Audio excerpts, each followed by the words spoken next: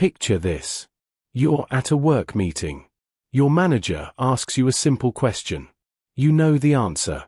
You've known it for years. But the second every pair of eyes in that room lands on you, you feel it. Not panic. Not sweat. Something worse. A slow, creeping wave of heat. Starting at your ears. Sliding across your jawline.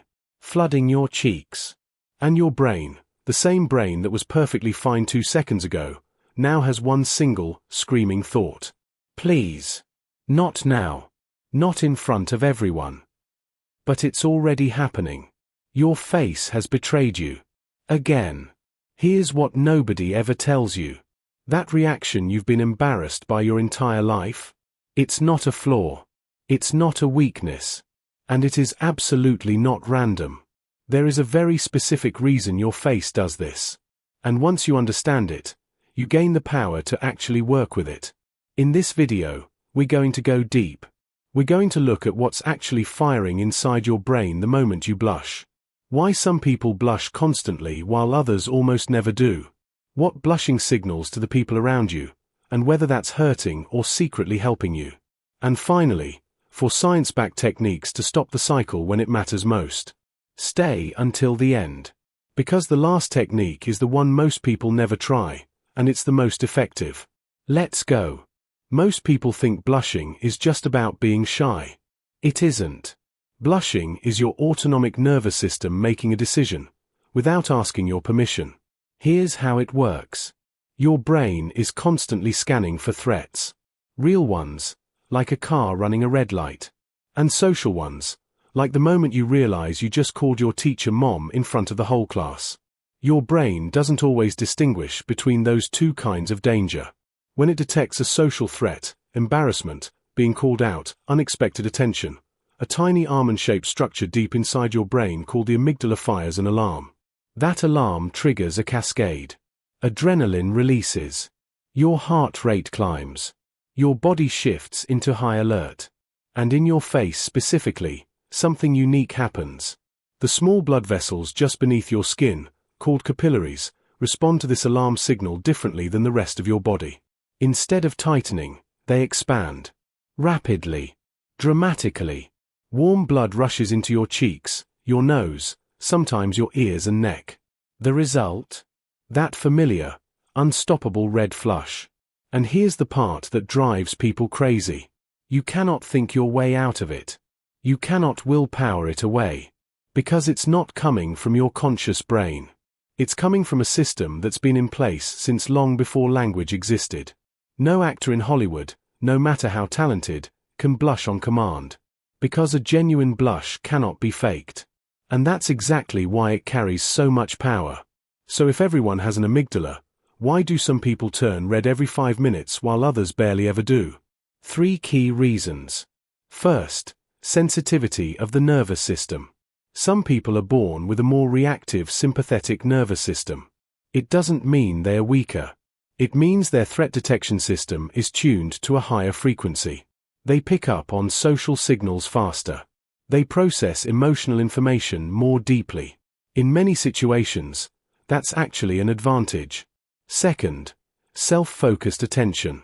Research in social psychology points to something called the spotlight effect. This is the tendency to believe that other people are noticing and evaluating you far more than they actually are. People who blush easily often have a higher spotlight effect sensitivity. The moment attention shifts toward them, even slightly, their brain interprets it as being under scrutiny. And the blush follows. Third, the anticipation trap. This is the one that makes everything worse. If you've blushed in social situations before, and it embarrassed you, your brain has stored that memory. Now, every time you enter a similar situation, your brain preloads the embarrassment.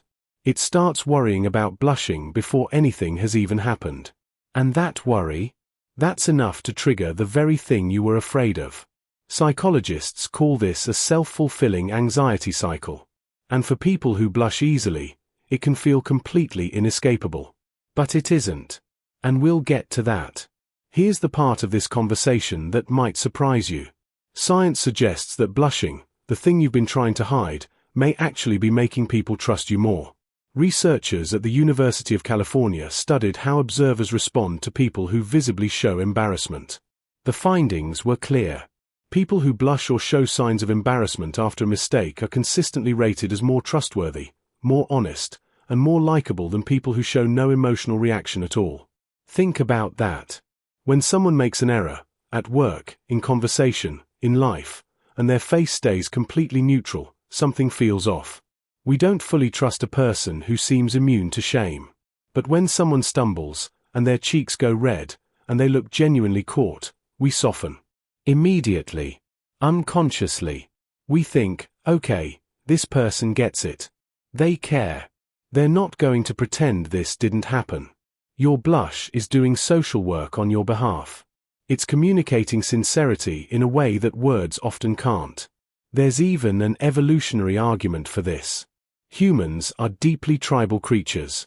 We've always depended on group cooperation to survive, sharing resources, raising children, protecting each other. And for those groups to function, there had to be a way to quickly identify who could be trusted after they broke the rules. A blush became that signal. It's an involuntary confession. A biological white flag. And for thousands of years, it likely kept people safe, because the tribe could see that the person understood they'd done something wrong. You don't blush because something is wrong with you. You blush because something is working exactly right. Now, with all of that said, let's be honest. Understanding why blushing exists doesn't make it less disruptive in the moment. For some people, the fear of blushing becomes so intense that it starts changing their behavior. They avoid presentations. They stop raising their hand in meetings. They turn down opportunities that put them in the spotlight, not because they lack confidence or skill, but because they're terrified of going red in front of people. Psychologists have a clinical term for this: erythrophobia. The fear of blushing. And the cruel irony is, the more afraid of blushing you become, the more reliably it happens. Because fear is a stress signal. And stress is exactly what activates the system that causes blushing.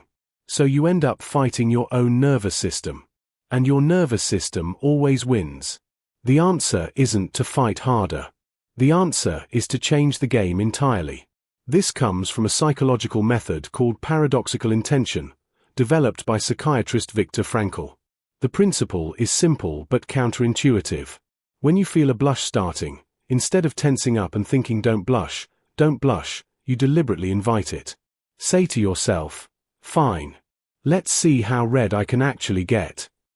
What happens is remarkable. The moment you remove the resistance, the anxiety that was fueling the blush, the nervous system stops escalating. Without the fear feeding it, the blush often fades faster than it would have if you'd fought it. You're essentially calling your brain's bluff. And it works. Technique 2, name it out loud. A blush only holds power over you when it's treated as something shameful. Something to hide. Take that power away. If you're in a meeting or giving a talk and you feel your face heating up, smile, pause, and say something like, "Bear with me, I always get a little flushed when I'm really into a topic." That's it. The room will laugh. The tension breaks. And the moment it's acknowledged rather than hidden, it loses its grip. This technique works because it removes the secret. And secrets are what keep anxiety alive. Technique 3. Breathe backwards. Your nervous system has two modes. The sympathetic system, stress, alertness, the blush response. And the parasympathetic system, calm, safety, recovery. You can manually shift between them using your breath. When you feel a blush building, try this. Inhale slowly through your nose for 4 counts. Hold for 2 counts. Then exhale through your mouth for 6 to 8 counts, longer than the inhale. That extended exhale directly activates the vagus nerve, which is the main highway of your parasympathetic system. Your heart rate slows. Your blood vessels stop dilating. The blush begins to fade. Do this 2 or 3 times. It works faster than most people expect. Technique 4. Move the camera. When we blush, our attention collapses inward. We start monitoring ourselves. Is my face red? Are they noticing? Do I look ridiculous? That internal focus is fuel for the fire. The fix is to deliberately redirect your attention outward. Focus on the other person's eyes. Notice what they're wearing. Actually listen to what they're saying, not as a performance, but genuinely. Get curious about them instead of monitoring yourself. When your brain stops treating you as the subject under evaluation, the social threat signal weakens. And as that signal drops, so does the blush. This takes practice. But it becomes natural quickly. So here's what I want you to take away from all of this. Blushing is not a character flaw.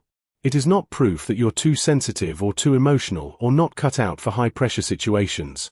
It is a biological signature of someone who is wired for genuine human connection. Someone whose conscience is intact and whose emotions are real. In a world where people are increasingly good at performing confidence, at looking composed while feeling nothing, your red cheeks are something rare. They are proof that you're actually present. That you care. That you're human in the most honest sense of the word. Don't try to become someone who never feels embarrassed. That person isn't more powerful. They're just less connected. The goal isn't to stop blushing forever. The goal is to stop being afraid of it. And the moment you stop being afraid of it, it loses most of its power over you. If this video made you think differently about something you've struggled with, hit the like button. It helps more people find this content. Subscribe if you want to keep understanding the hidden psychology behind why you, and everyone around you, behave the way you do. And the next video is already waiting for you on screen right now. It covers something just as fascinating, and just as misunderstood. I'll see you there.